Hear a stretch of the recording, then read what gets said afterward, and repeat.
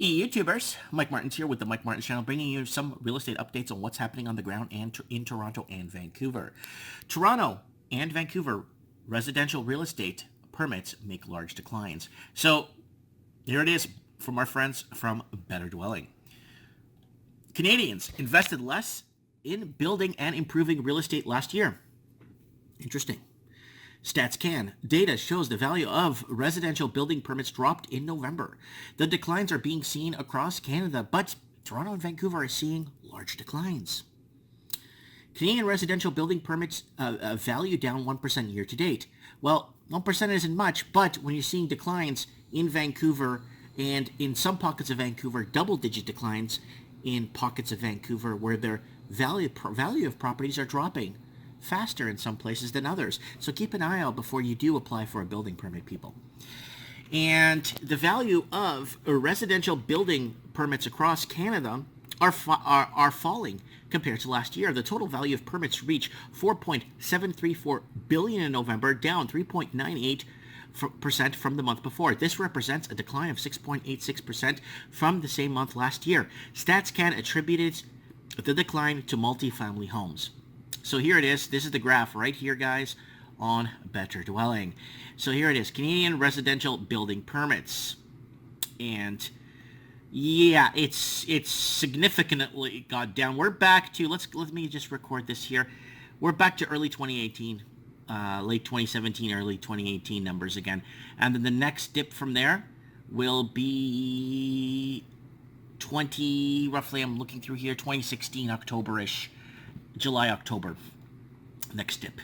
The size of the 12-month decline is bigger than the month before, but year to date isn't that bad. Residential permits came in at 56.59 billion year to date in November, down 1.74% compared to the same period last year.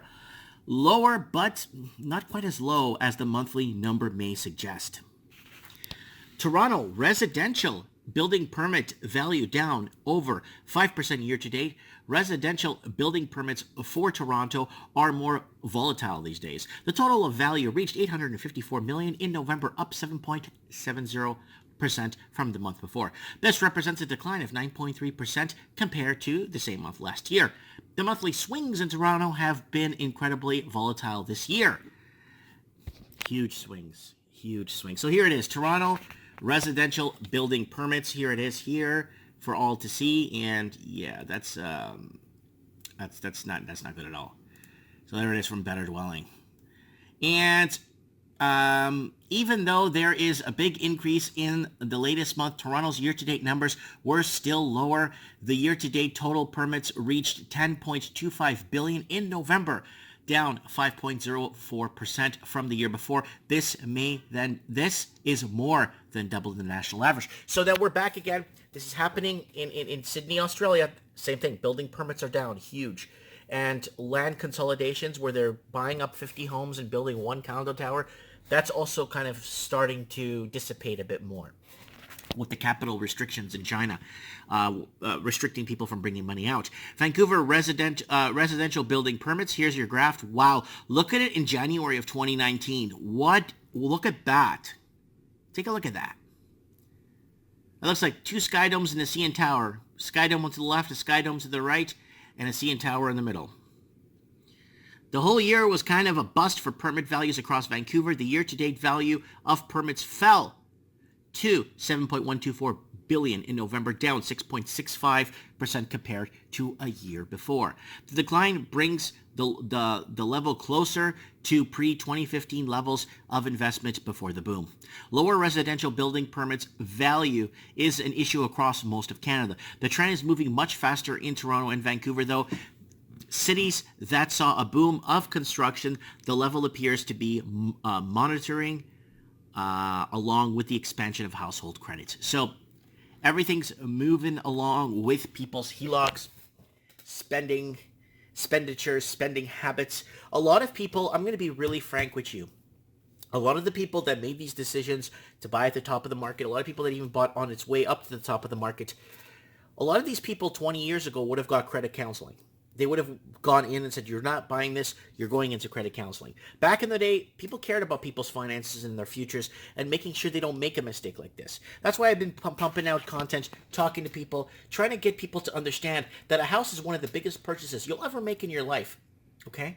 Next to a car, but the house is the biggest. And then car will follow, and then other things, massive purchases, expensive vacations and stuff, will follow along suit. But house is where you lay your roots, you sow your oats, you start your family, and you build your presence. And this is how basically your children and family and grandkids could basically have some sort of a root to, like, somewhere they came from. And that's why housing, when Europeans came in the 70s up into the 90s, when Canada closed immigration from Europe permanently, unless you're from France. But if when they closed immigration pretty much to all the other construction working countries that came over and worked construction, a lot of people were set on a house. That was very important, and they got it paid off right away. They never tapped into the equity. They always kept it kosher. You know what I'm saying? Anyways, Mike Martins here, signing off from the Mayor Toys and Games. Let me know what you guys think in the comments below, and look forward to reading your comments. Thanks for watching.